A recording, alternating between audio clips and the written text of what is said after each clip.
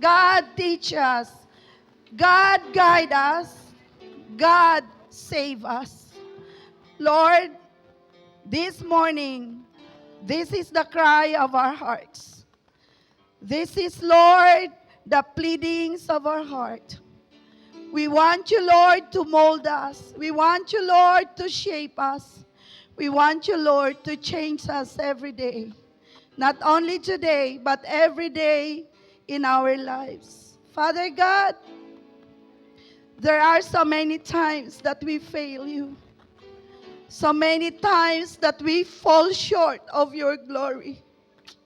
So Father God, we are here today, standing in the throne of your grace, asking for forgiveness for all the things, Lord, that we have committed against you. Forgive us, Father, because we have sinned against you in words, in thoughts, and in deeds. Lord, we ask also for forgiveness in every sins of omission and every sins of commission. And thank you that the God that we are serving is a forgiving God. That anytime we come into your presence, we ask for forgiveness. Lord God, thank you that you only not forgive our sins, but you also forget our sins. So Father God, thank you that we can just stand in the throne of your grace, praising your name, glorifying your name, O God. Dahil ikaw lang ang lahat sa buhay namin. Wala talaga para sa amin, Panginoong Yesus. So today, Lord, please speak into our hearts. Transform our hearts, oh God. We just don't want, Lord, nga makadungog lang mi sa imong pulong, pero walay may tabo sa among kasing-kasing. Useless lang, Lord, magsigimig balik-balik sa church, pero wala nagabago ang among kinabuhi. Lord God, please embrace us. Speak to us that every time we gather together, mag-reveal ka, Panginoon, kung ano ang gusto mong baguhin sa buhay namin. Every time, Lord, we do our devotional. Every time we read your word, oh God, meron at merong transformation na nangyayari sa puso namin. Lord, your word says that we will keep your word in our heart so that we will not sin against you. So, Father God, make your word so alive and powerful sa aming mga buhay. And I declare that every word that is planted sa puso namin will produce fruit of righteousness, fruit of holiness, and it will, Lord, result into 30, 60, and 100 folds. Lord, we are so expectant, Father, because salamat, Panginoong Jesus, that the God that we are serving is a great, great God. The God that we are serving is a forgiving God. And thank you for your blood. It's not because we are righteous, it's not because na magaling kami, but it's because of the blood of Jesus that makes us righteous so that we can stand in here in front of you. Thank you, Father God, that because of your love, because of your faithfulness, we can always sing, we can always say that you are a good, good Father. Thank you, Lord. Hasten the footsteps of those who are still coming. And Father God, bless me as your mouthpiece. Lord, I am unworthy, but thank you, Jesus, that you did not call those who are already perfect. You call us unrighteous so that in your presence we can be righteous. Thank you, Lord, for this wonderful truth na gikan sa imong word. So, Lord, whatever will be accomplished today, all glory, all honor, and all highest adoration only belongs to you. In Jesus' name, amen and amen.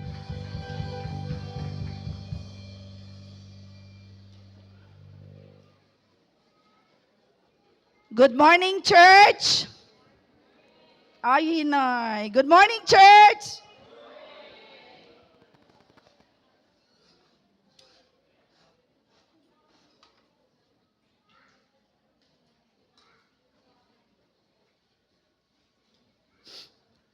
Kung may crying prophet si Jeremiah, may crying pastor po, si Pastora Jane.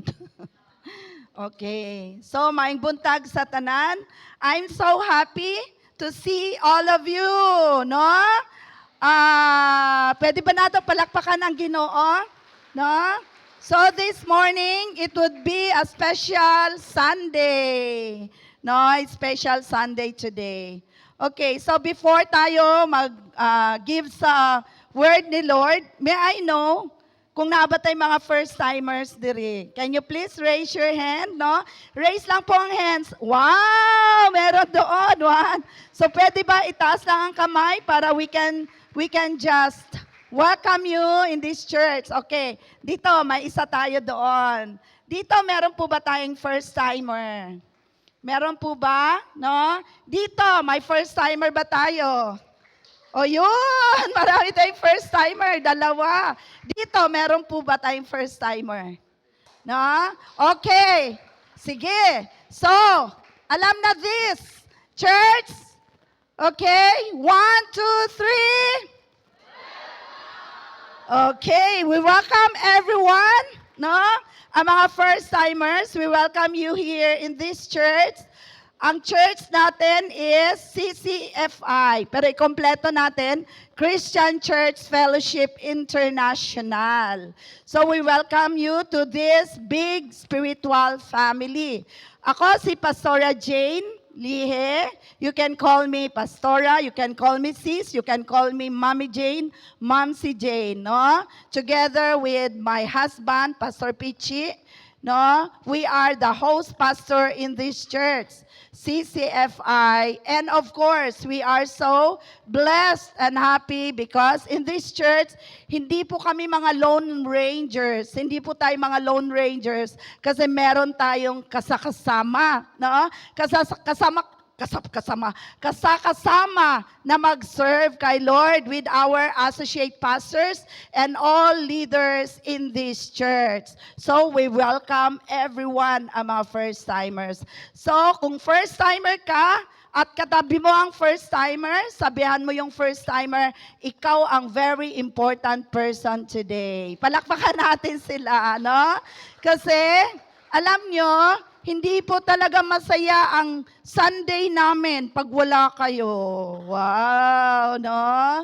So we welcome everyone in this first Sunday of the month. Okay.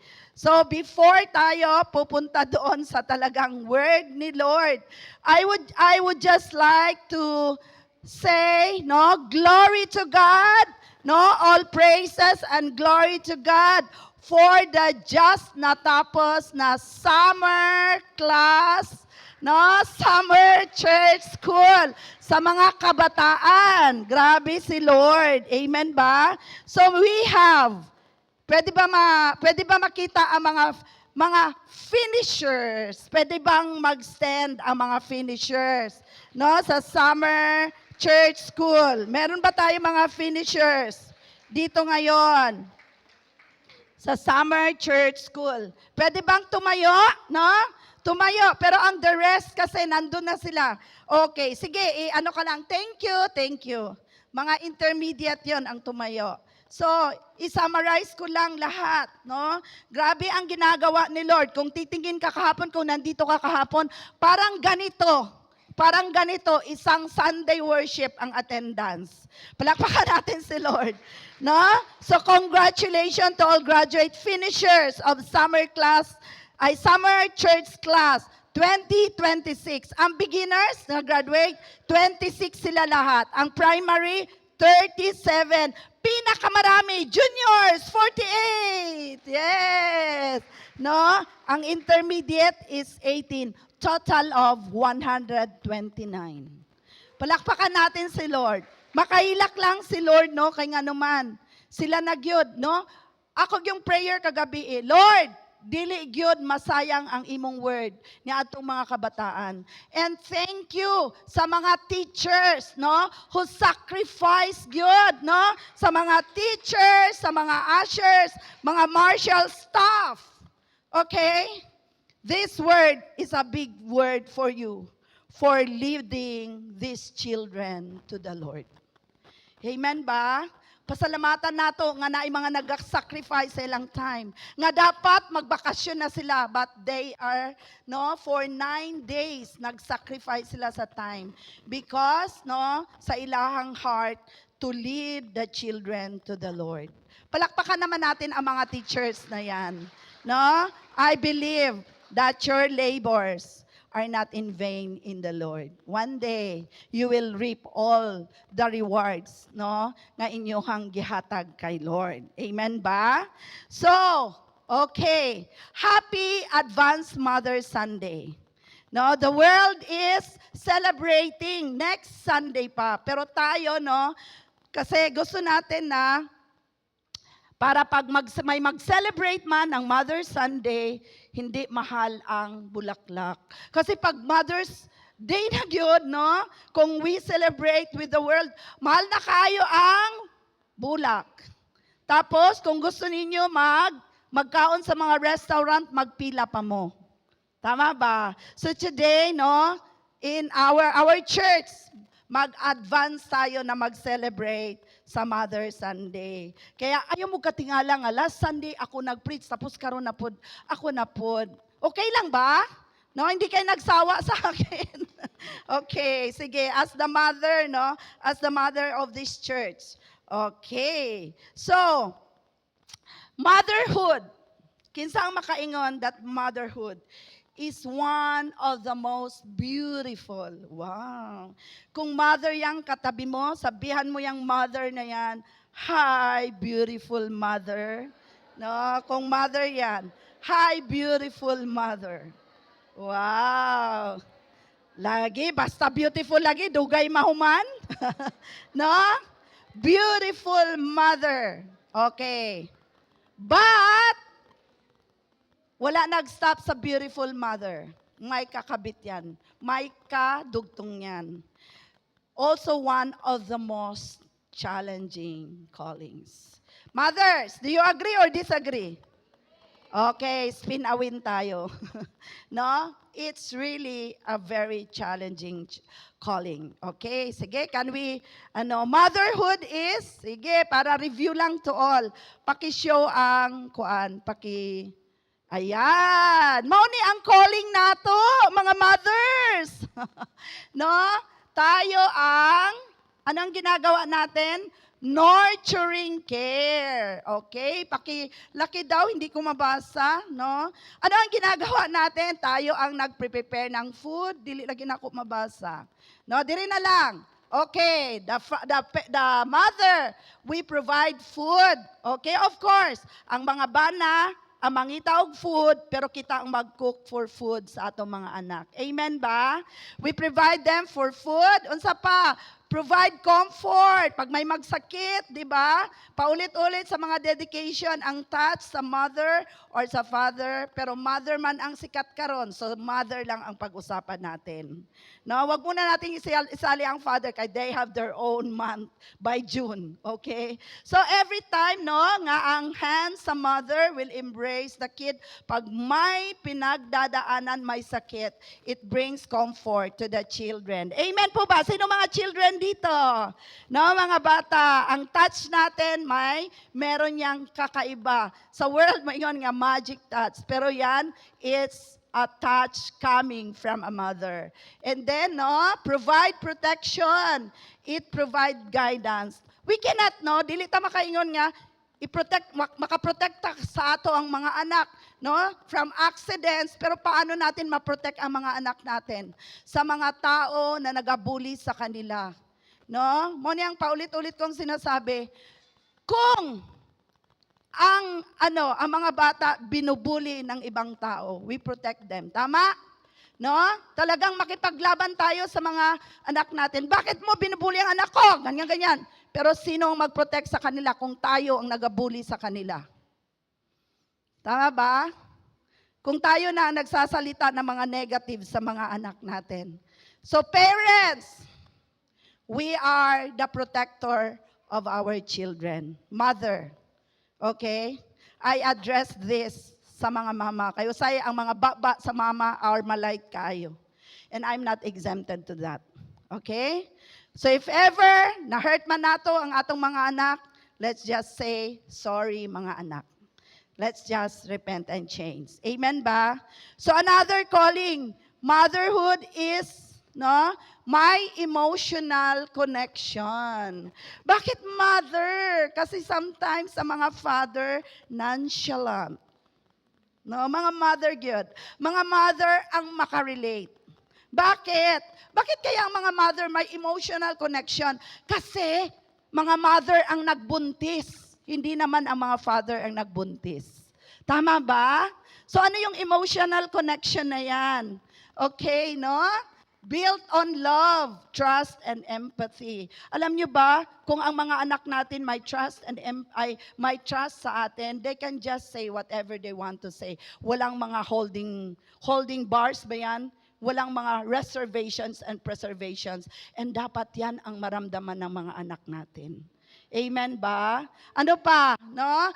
Emotional connection.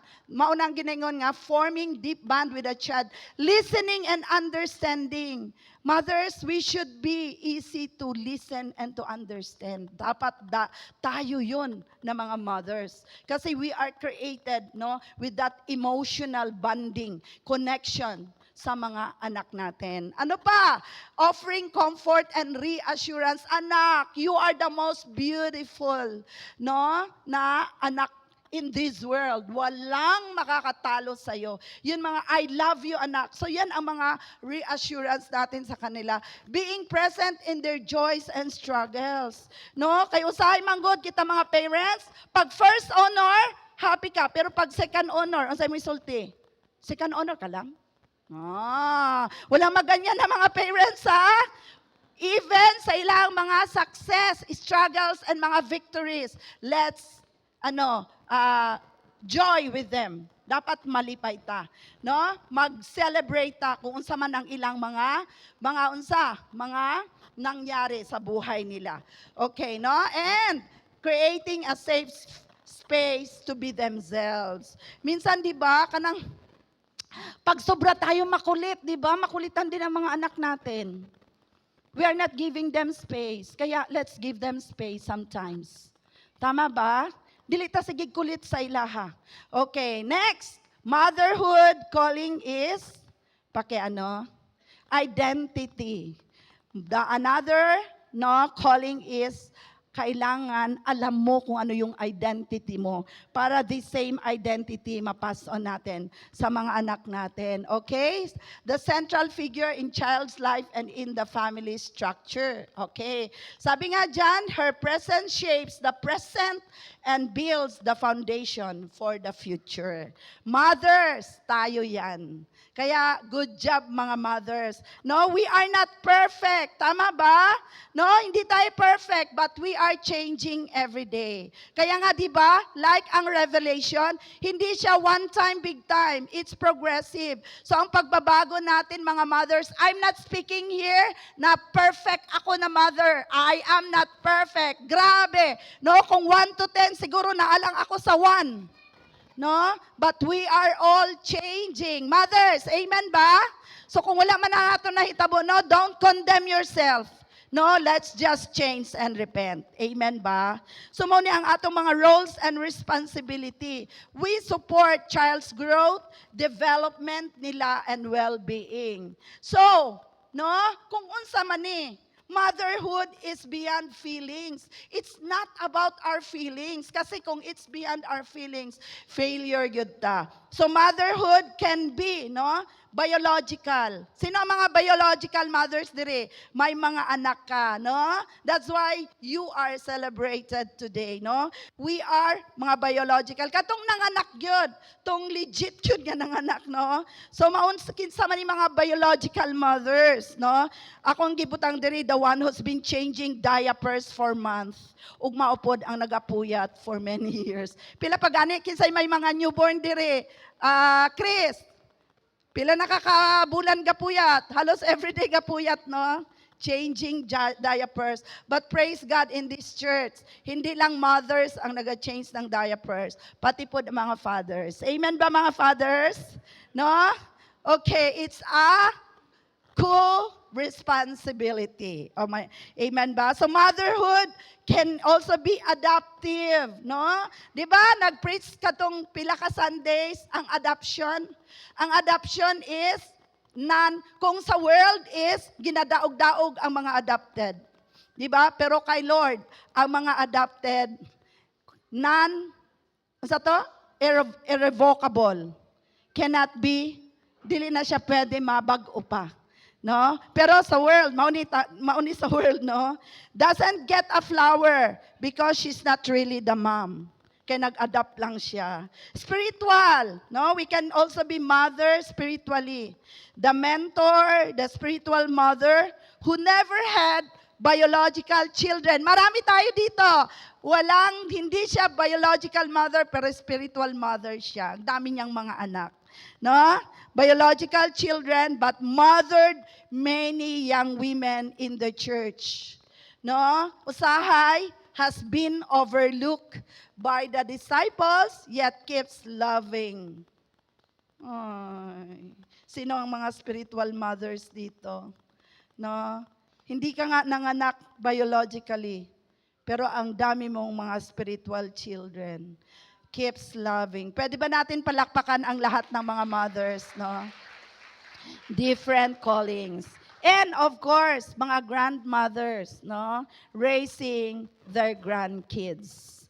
Tama ba? No? Sino mga grandmothers dito? No, mga grandmothers. Ako, grandmothers na rin ako. Pero ang apo ko nasa Canada. Pero ako'y adoptive nga apo dire. No? Maupo na ang among gina-take care. Amen ba? So, no? Init kaayo. Pwede ba nato Pwede ba ipababa ang Pababa. Sige, thank you. Thank you, Father. Sige, can we all stand for our text for today? Sige, basahon nato ang Proverbs 31, 25 to 30 sa NLT version.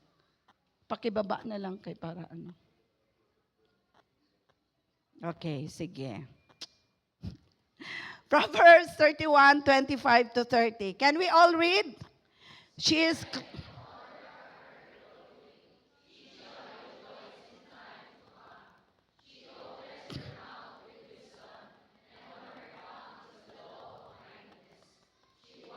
over the ways of her household, and does not eat the bread of idleness. Children's call her blessed, her husband also, and he praises her.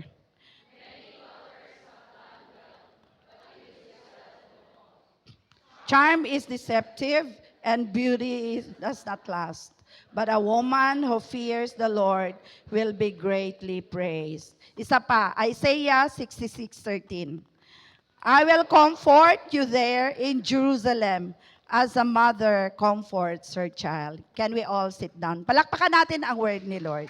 Okay. Sige. So, kinsang nakabasa ani sa internet, there are 5 types daw of mom. Okay. Number 1 mom is the celebrating mom. Sige, asa ta makarelate ani, no? Ang isa daw ka celebrating mom is joyful and fulfilled. Okay. Sabi sa Psalm 127, verse 3, children are a heritage from the Lord. Heritage, no? Ang children is inheritance gud na gikan sa Ginoo. So kinsa ang example, best example sa Bible nga nagpray gud siya og iyahang anak, no? Si Hannah. No? Kinsa nakarelate kay Hannah? You've been praying, no, for a child. Okay. And kinsa ang gihatag ni Lord sa iya, the mother. She was the mother of Prophet Samuel. Kinsa nakaila kay Prophet Samuel? One of the most, no, anointed prophets siya in the Old Testament because of one mother who prayed for a son, si Hannah. Okay, no? So, kani nga mga celebrating mom. Kinsay mga celebrating mom? They are thriving, grateful, her kids are healthy, happy, and smart. Okay. Where do you belong? Another types of mom. Number 2, the grieving mom. Okay, grieving siya. Bakit?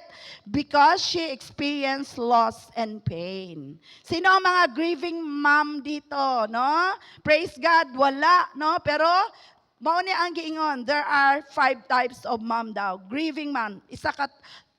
One type is grieving mom. O kinsa ang grieving mom sa Bible, no? Sa John 19:25, Mary stands at the cross watching her son suffer. Di ba si Mary?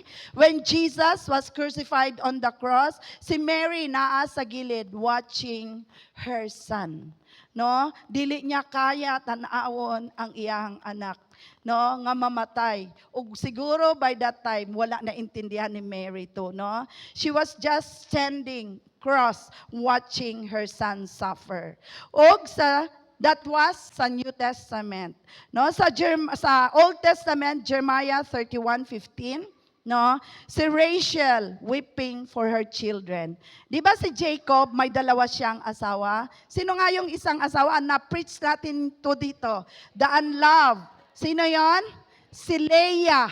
Si Leah and si Rachel ang kanyang ang kanyang asawa. But bakit si Rachel ang nag-weep for her children?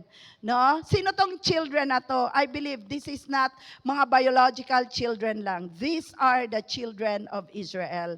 No? So gibutang diri nga comment, because Jacob's favorite wife is si Rachel, siya ang symbolic mother of northern tribes. Actually, kadtong naguba na ang Israel, it was divided into 2, northern and southern. So sa northern, daghan kaayog mga bad kings dito. So, because of their sins, mga bad kings, unsang nahitabo, they were taken captives or slaves sa Assyrian. So si Rachel, no, she was a picture of crying for the exiles at Ramah. Kasi na-exile na mga Israelites sa Ramah, no? Dito na sila i-deport. So kani nga verse, no, quoted in Matthew also 2:18, gidescribe the sadness of a mother or the sadness of a mother of Bethlehem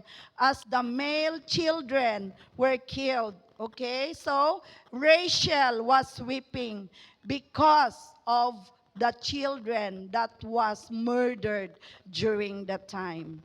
Okay, of course, di ba? If we lost someone, syempre, wala man gyud siguro yung mother nga dili maghilak. No, the grieving mother. Okay. No? Nabay nag-lost someone this year? Ako, I'm not a mother, no, pero nag-grieve gyapon, no. There is grief and sadness sa akong heart because I lost a brother.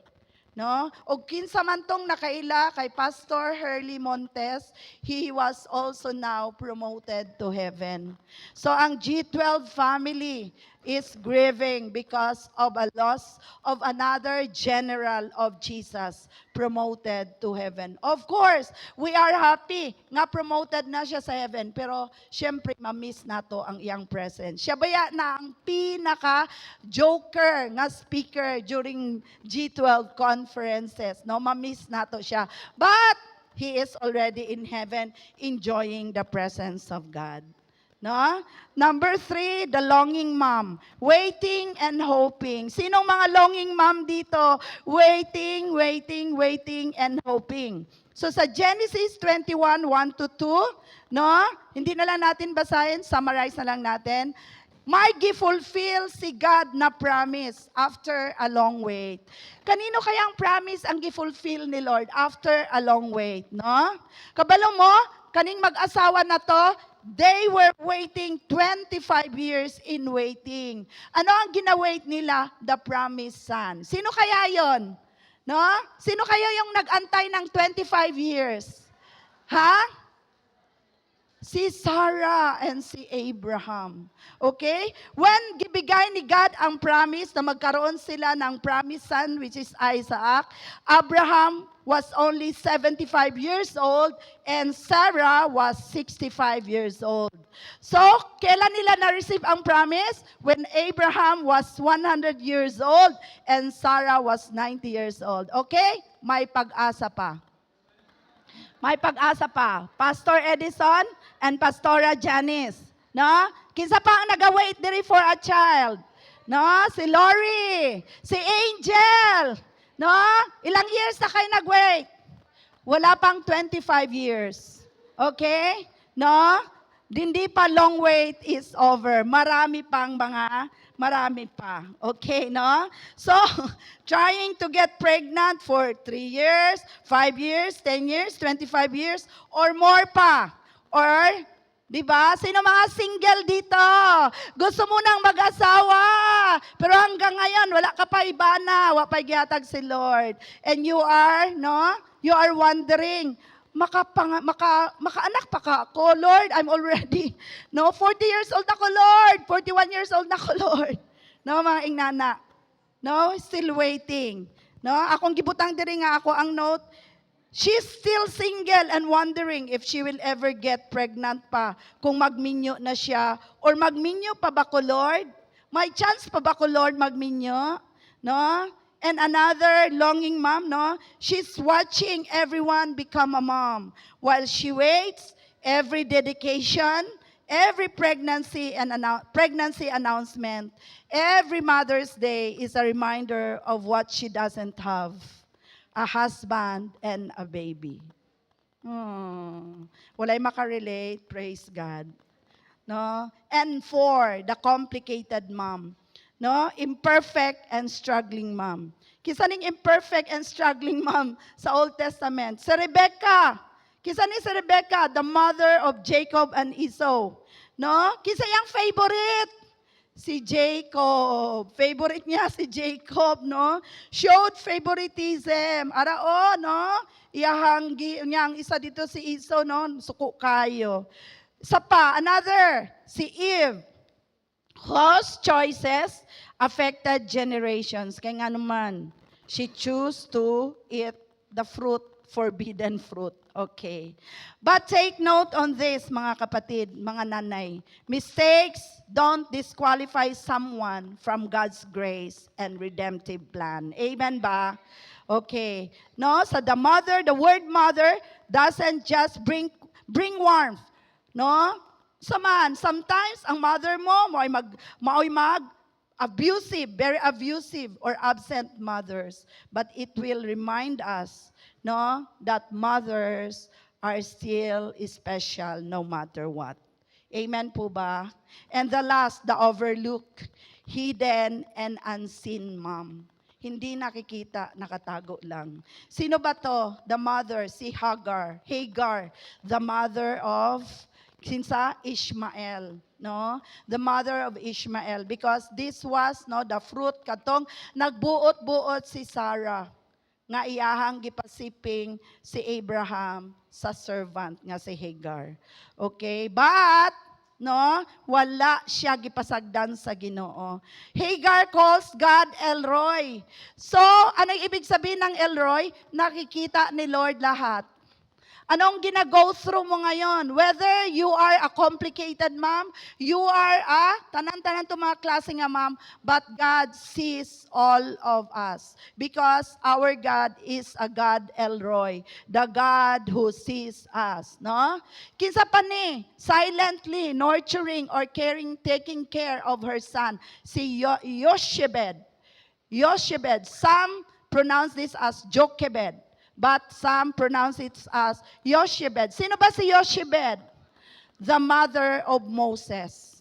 No? Siya ang nag-save by taking care also sa iyahang own son with faith and courage. So, the God who sees El Roi, nakikita tayo lahat. Whether you are a grieving mom, You are a celebrating mom, you are a longing mom, you are a complicated mom, or you are an overlooked mom, God sees us all. Sabihan mo yung mommy mo, nakikita ka ni Lord. Nakikita tayo ni Lord kung ano ang mga gina-go through natin. So sabi sa Ephesians 5:26, can we all read? That He might sanctify her, having cleansed her by the washing of the water with the word. With the word. No? Walay lain nga makasanctify or makalimpyo sa atong mga emotions, sa atong mga heart longings, sa atong mga mind, kundi through the Word of God alone. Amen ba? So today, let us allow God's Word to define us, cleanse us through God's Word alone. Some mothers today, kinsa mga strong karon, some feel weak, some mothers, no, feel they're barely holding on. But here's the truth, moms. God has already defined you who you are before the world tried to label you. Okay? No? So number 1, mom, you are defined by God's design, not your doubts. Okay. Amen ba? Sabi sa Proverbs 31:25, she is clothed with strength and dignity. By God's design, this is who you are, mommy. Mommy, you are clothed with strength. Kana nga strength, dili na tungod kay ato ang strength because of God's strength nga na-receive nato. Amen po ba?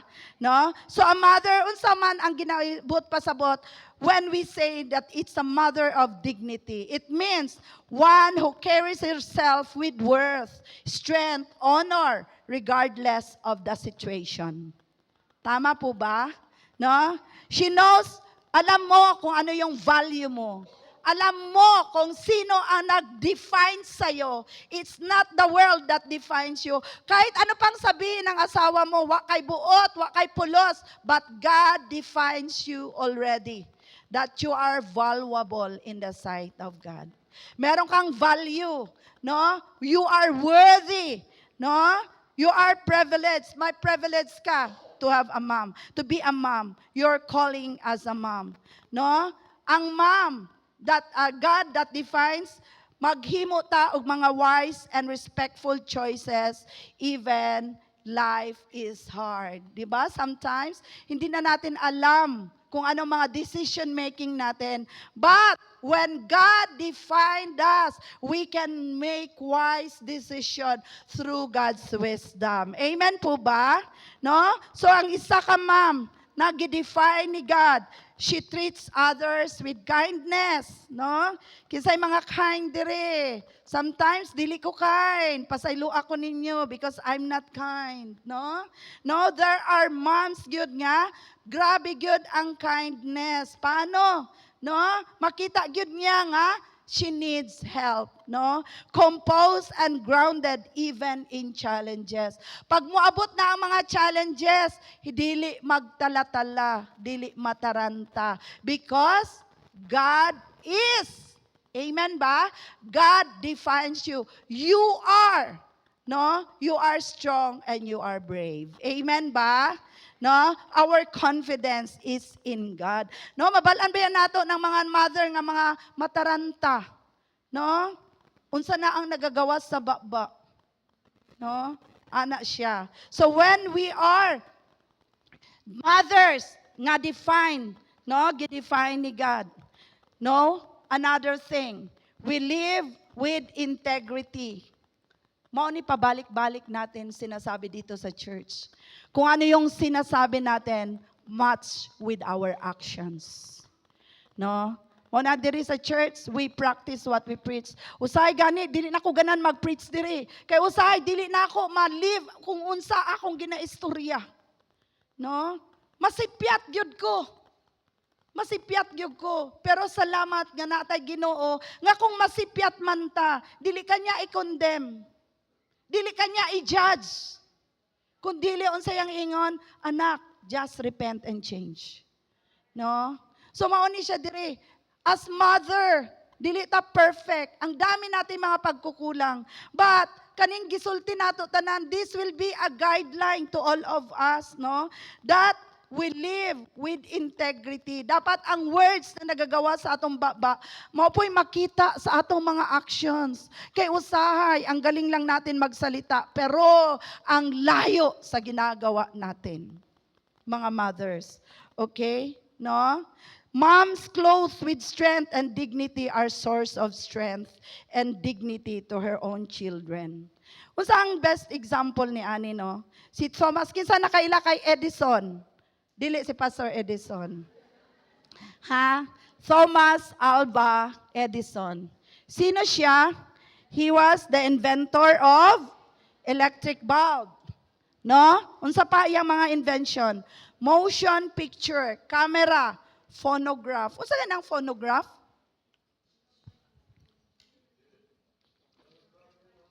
Saan yan? Oo. Plaka.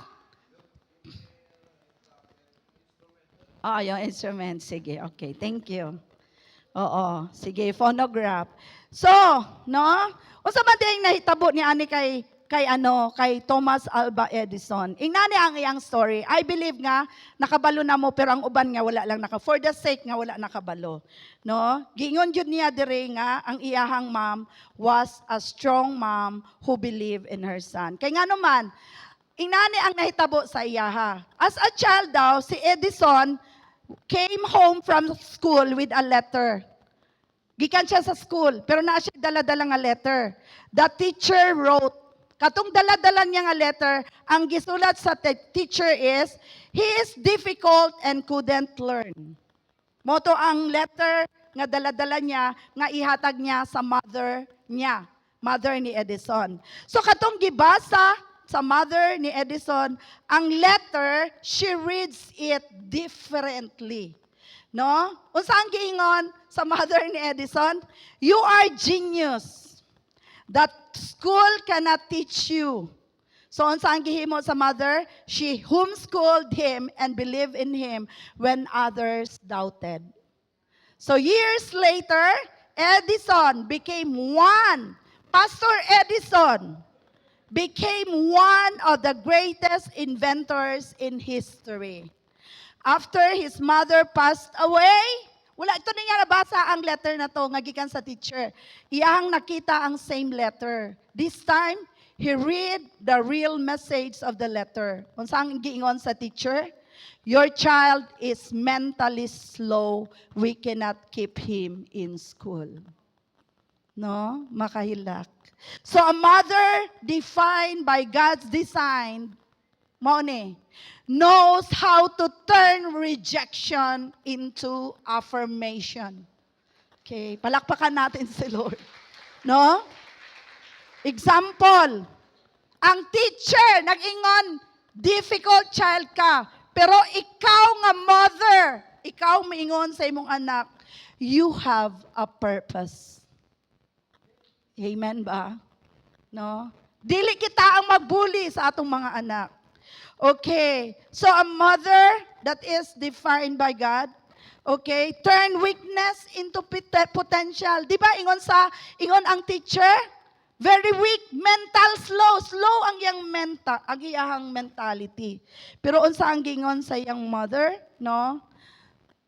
You have a purpose. You can make it. So, you turn weaknesses into potential. I can imagine, baka sinabi ng mother ni Edison, you have a potential. You have a potential to become an inventor. You have a potential to be a pastor. Amen po ba? Okay. So, wingon ang world, you can't make it. But you will say to your child, you can make it, anak. Kaya mo yan, anak. You will graduate, anak. Makayanan mo yan. Palakpakan natin si Lord. Okay? Mothers, are we changing? No? Dili kita ang mag-ingon sa atong mga anak, wala kay future. No. If ever man nasabi natin yan, uproot natin lahat yan. No? I-uproot natin lahat yan. And then, mag-plant tayo ng mga affirmation. No? Na word na galing kay Lord. Okay? Amen po ba? No? Mga anak, if you have received that words galing sa mga parents ninyo, i-uproot natin yan. And you are not defined kung ano yung sinabi ng parents natin before. Pwede ba natin palakpakan si Lord? Okay. Amen ba? Number 2, you are defined by your calling, not your chaos. Mother, you have a calling. Mothers, we have a calling. Sabi nga sa Isaiah 66:13, as a mother comforts her child.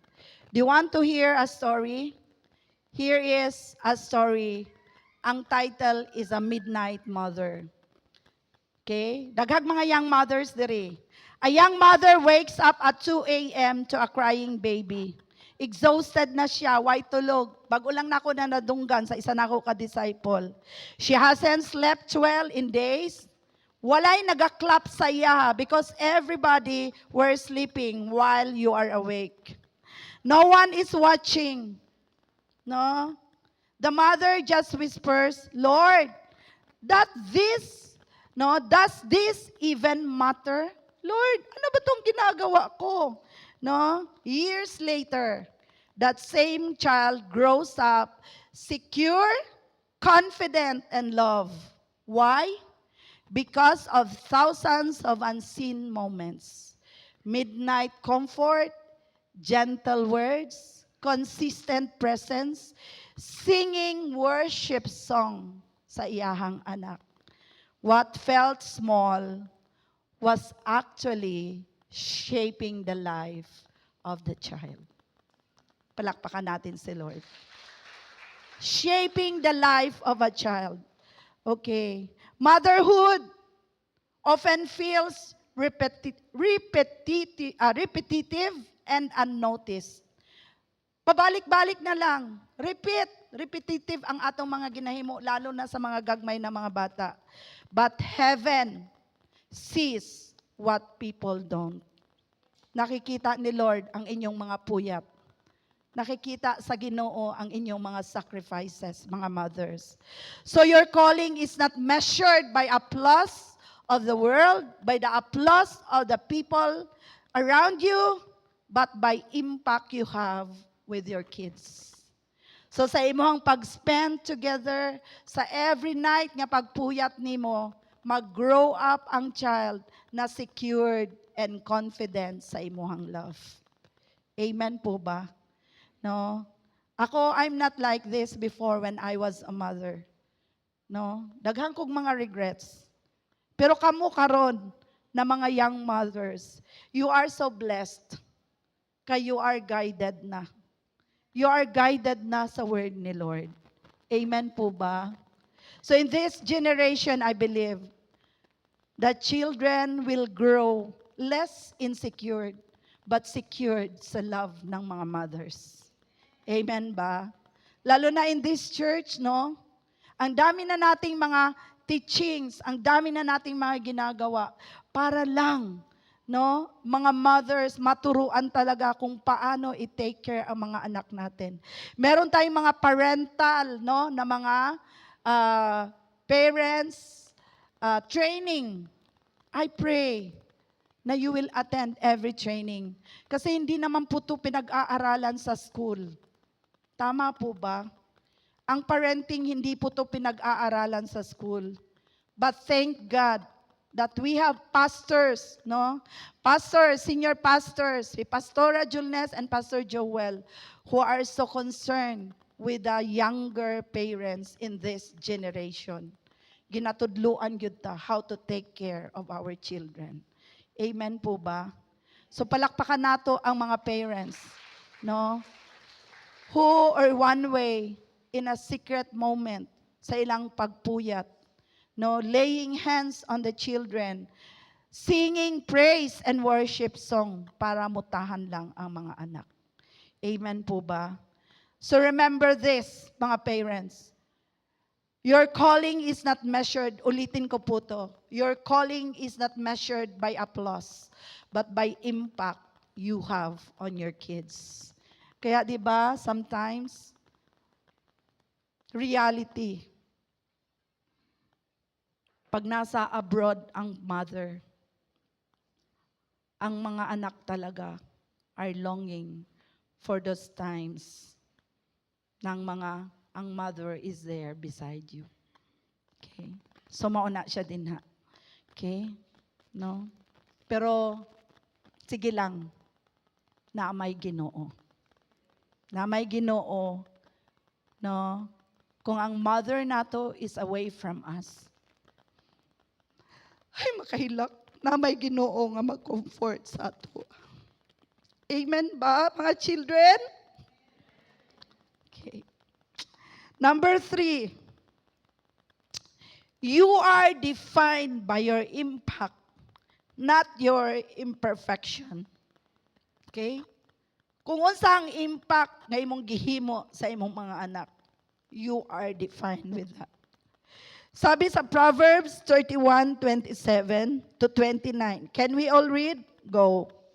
She watches over the ways of her household and does not eat the bread of idleness.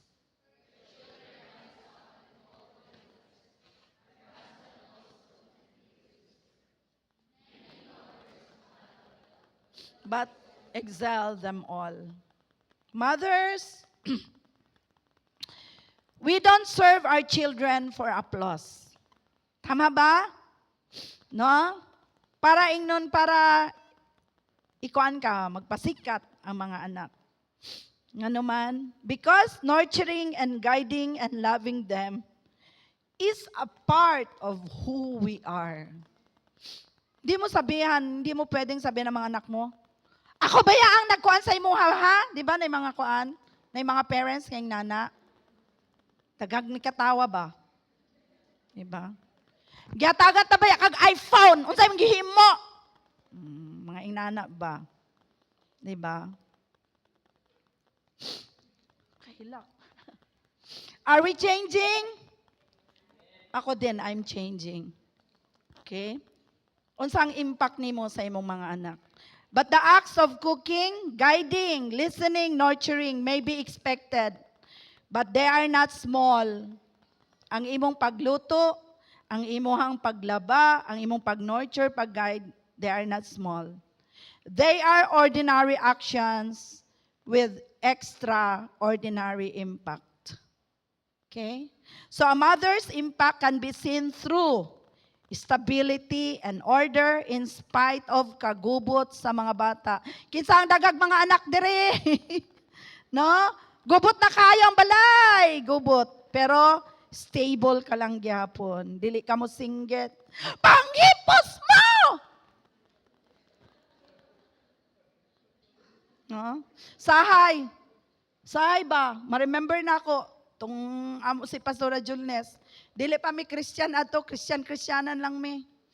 Unya buntis man siya. Unya di ba ang mother nga limpyado, masuko pag ang mga anak di magkuan?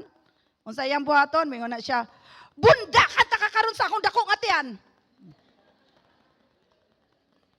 No? May nana. Makatawa na lang ta, praise God, gibag-ot ta ni Lord. Amen ba? No, grateful and thankful kids, no? Balaan nato kung maayo gyud pag rear up ang mga children, they will grow up to be thankful and grateful kids, setting a standard of excellence. Here is a story, I believe marami ang makarelate neto. The apology that changed everything. Okay. A mother lost her temper and shouted at her child. Murag ako lang. Later that night, she sat beside them and said, I'm sorry, Mommy made a mistake. Kinsa mga mami ngayong nani. I just heard a story, bago lang. Nakasulti siya og dili maayo sa iyang anak. But she called her daughter and say, Anak, I'm sorry, Mommy made a mistake. Mga mamis, kabalo ta ba ta mag-say og sorry sa atong mga anak kung kita ang nagkamali? Amen ba? No? Sahay mo yung pata, ako ang mami, ako ang tama, bisag ikaw ang mali.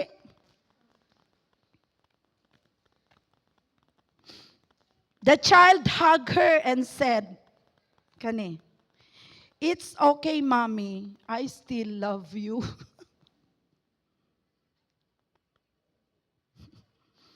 No?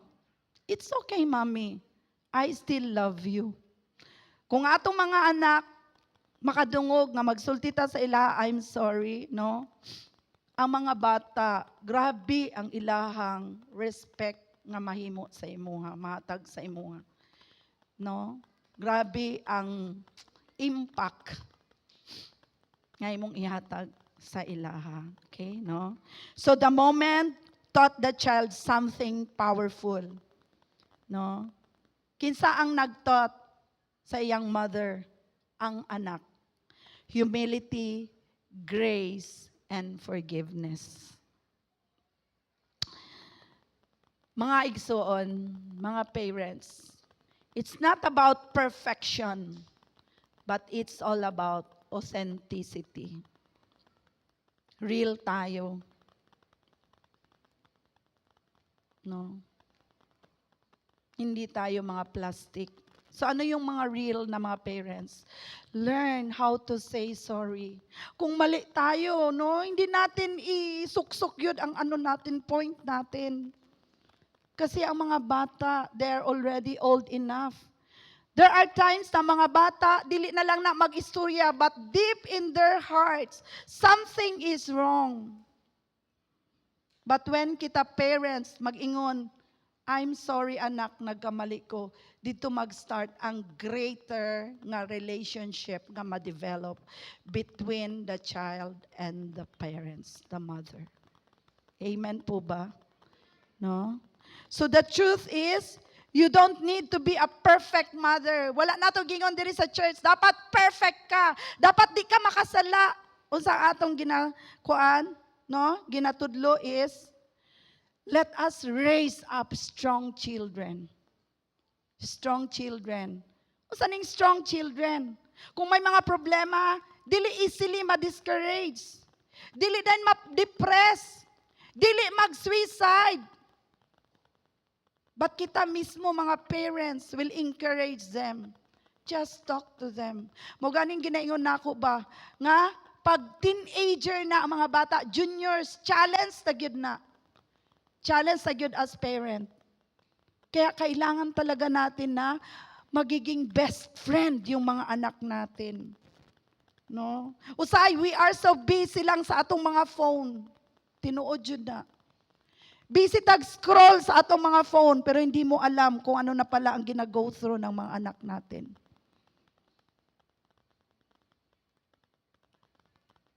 I pray na hindi tayo sabihan ng mga anak natin, grabe ka kayo sa busy sa phone ba? Wala kay time sa ako, ah.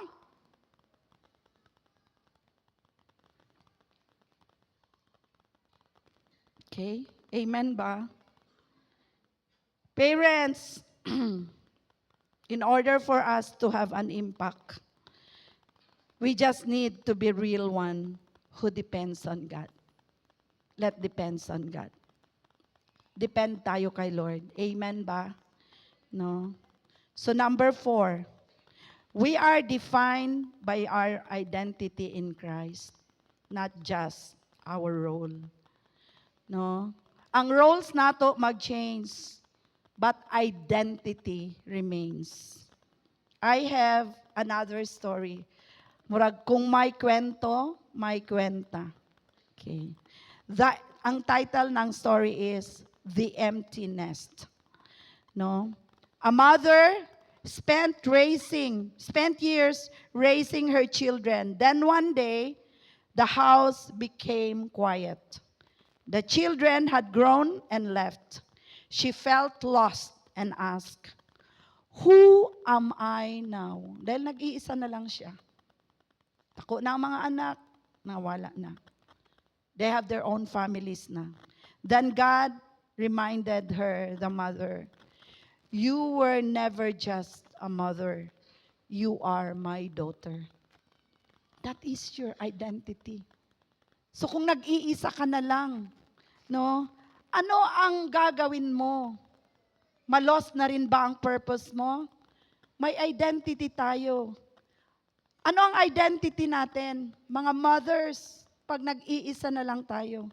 Winning souls and making disciples. That is our identity. Identity natin yan kay Jesus. Mentoring others. Let's mentor others. Let's encourage others. That's your identity. Dahil kung ang purpose mo is to raise a child lang, paglaki na nila at iniwanan ka, ano ka na ngayon? Diba? But when you win souls and make disciples, okay, andyan pa rin yung mga spiritual children mo will take care of you at yun ang kasakasama mo every week.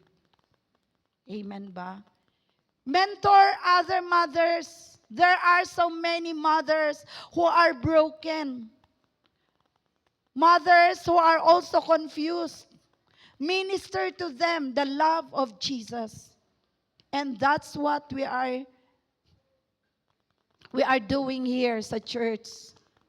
Adto ka og life group, kapatid. Huwag mong suluhin ang problema mo. No? Sa wow namin, unloading your burden. Na gani nakaingon, it's only in the life group nga masulti nato. We can rant with each other nga what nobody will condemn us. Di ba? Ug hantud dina na lang na, dili na siya ma-spread pa. And after that, we pray together. Uli ta nga may peace sa atong kasing-kasing. That's why we really promote here. Attend your life group. No? Ayaw pasagyang life group kasi may impact yan. Meron at merong mangyayari sa puso mo. No? Another thing, serving in the ministry. Very profound kainin nga word. Serve in the ministry. Kasi there's no other joy than serving Jesus.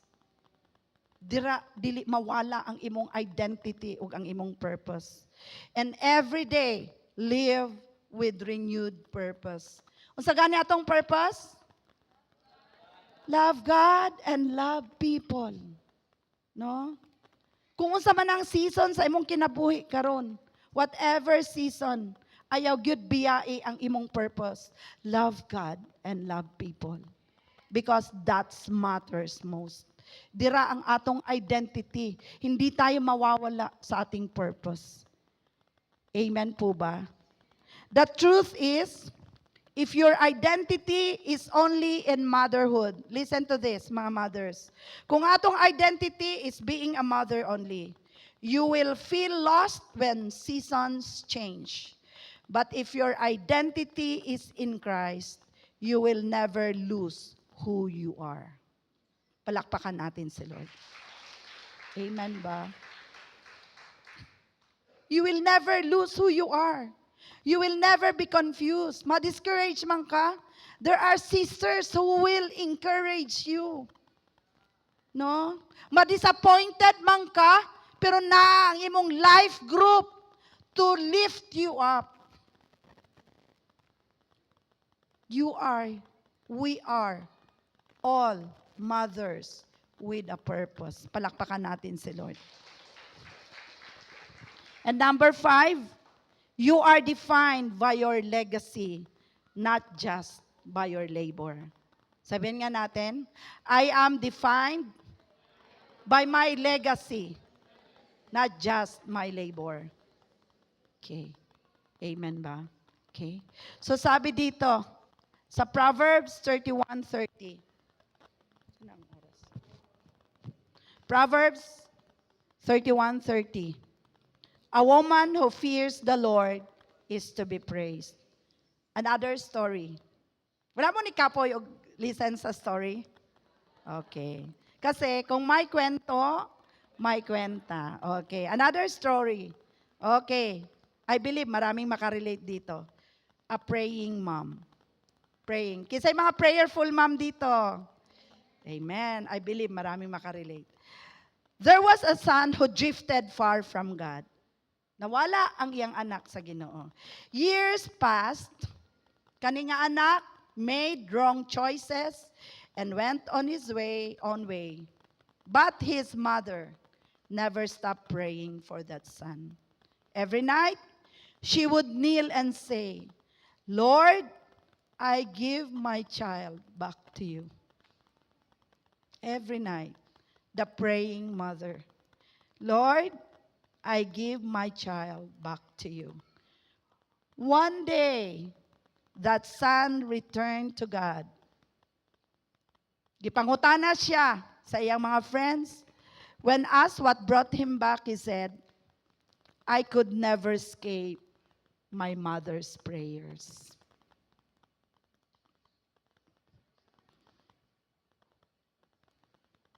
Kinsa ang mga worried about sa mga anak, sa atong mga bata. Our prayer is very powerful. We don't own our children. Amen ba? We cannot get hold of them. Lalo na pag managko na sila, lalo na pag naana sila yung mga decision sa ilang mga kinabuhi. No? Dili na ta pwede mag-control sa ilaha. Dili na nato sila pwede i-control. Dili na sila mutuo sa ato kay naana na sila yung mga sarili nga decision. So what is in control of us? Let us just pray. Ano yung prayer natin?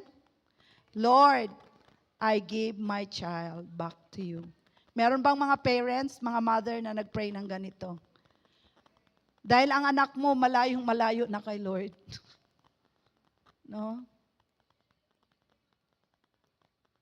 Sayang atong prayer. Unsa man ka, oy? Ang dami pa nating mga sinasabi na mga negative. No? Dili gyud mapugngan. Usahay. Mga negative words ang lumalabas sa bibig natin. But I've learned from this story. Unsa ang dapat nato ipag-pray? Lord, I give my son back to you. Or my daughter back to you. Kung nawala na sila ng landas, let's pray for them. Because there is power in our prayer. Parents, it's so silent in this church today. The truth is, we may not see immediate results. Lord, gikapoy na kog pray. Pila nakakatuig nagampo sa imong anak, Rema? Pila ka nakatuig nagampo sa iya?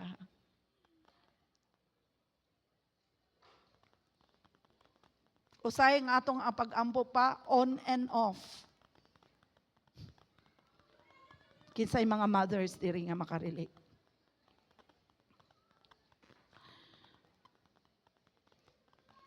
Remember, pila ka man ka years nag-pray sa imong anak. You may not see immediate results. But your prayers are shaping a future you cannot yet see. So as a summary, a mother is defined by design, calling, impact, identity, and legacy. To every mother, kinsa mga mother karon, you feel tired, unnoticed, discouraged, remember this. God sees every sacrifice. God hears every prayer. God values every moment. Nothing is wasted. To all first-timers na mga mothers, or to all first-timers karon, can you please stand? Pwede ba na ako ma-invite ang tanan ng mga first-timers? No. Ito mga first-timers na mga mothers, meron, ayan, no? Son, natay son. Nabay mga mothers? Mothers. Okay, sige. Palakpakan natin sila. Mother. Okay, mother. No, if you feel empty or overwhelmed, pray this with me. Mga mothers, or tanan na mga mothers, if you feel empty or overwhelmed, please pray this with me, with eyes closed. Lord, redefine me. Remind me who I am in you. I receive strength today. grace for motherhood, and peace in my heart. Children and families, take a moment today to honor your parents with words, with gratitude, with love, because behind who you are is a mother who never gave up children. So I declare, kitang tanan, today, we are all defined by God, not by our past, not by our own mistakes, not by our doubts. We are all clothed with strength and dignity. We are all chosen, called, and empowered. Our life is building a legacy that will outlive forever. Palakpakan natin si Lord. So may I call on tanan na mga parents to please come forward and we will honor you to this afternoon. Mamaya ng first timer. May I request lahat ng mga mothers to please come forward. Kay ang inyong mga anak, i-serenade mo sa inyong mga anak. Come on, pasudlan na mga bata. Tanan na mga parents, no? Tanan na mga mothers, please come forward. Because ang inyong mga anak will serenade you. Mga bata, sige na, forward na mga bata.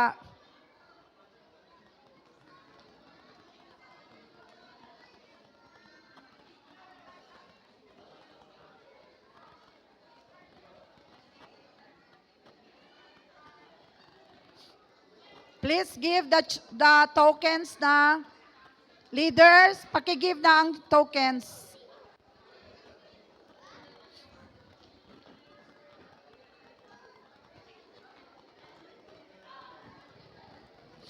Sige na, magkanta na mo. Oo, kanta na mo. Kaya kong lingkuranan.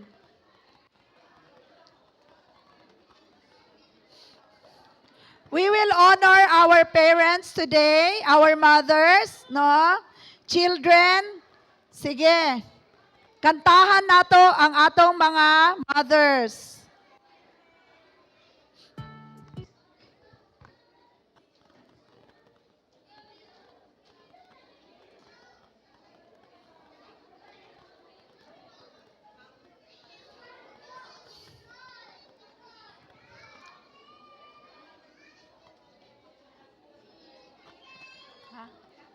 Ay, hatag na ninyo. While gina-serenade mo sa mga bata. Okay, come on. Pangatag nato ang atong mga tokens sa atong mga mothers. Sige na, children. I-serenade na ninyo iyong mga mother.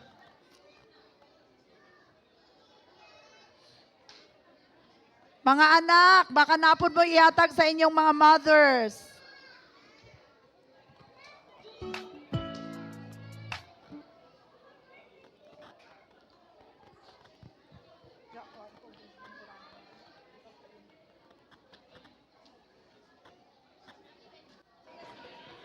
Praise.